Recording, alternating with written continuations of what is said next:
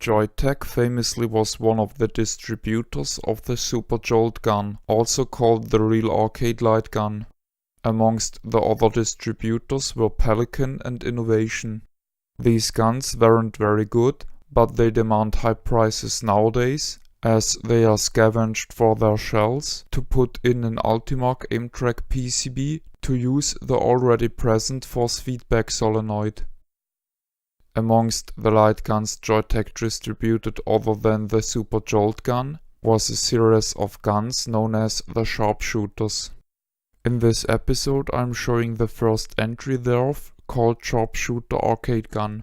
It was released for the Sony PlayStation. This gun is nice to hold and has a good side picture. The gun reminds me a lot of the Colt Double Eagle pistol design, but sports a safety switch which the Colt doesn't have. This safety works as a reload button, and the slide catch release lever acts as selector between normal and gun con mode. On the side are the start button and another reload button. The hammer is a switch which selects either normal, burst or full automatic as fire mode. This gun is often mistaken for a force feedback light gun, as the slide is able to reciprocate backwards. Opening the gun, however, reveals that no force feed mechanism is present. There is an empty motor block which suggests that a system was planned at some stage, but then dropped.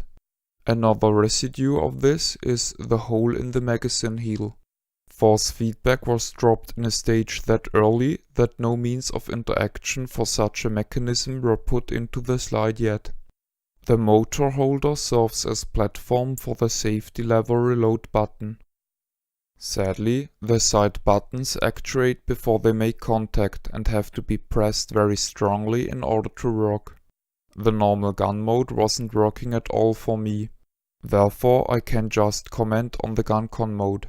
The Sharpshooter has a good accuracy but bad precision.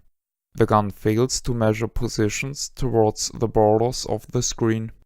Most notable, a huge chunk of the bottom part of the screen can't be used. There, the gun detects the position as the bottom middle, regardless of where the player is aiming at. The build quality is low.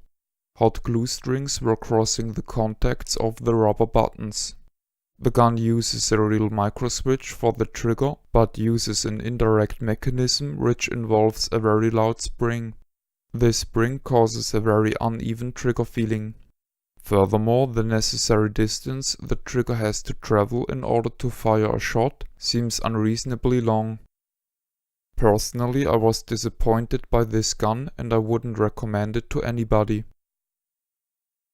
This is the end of the review. My name is Ben. I thank you for viewing.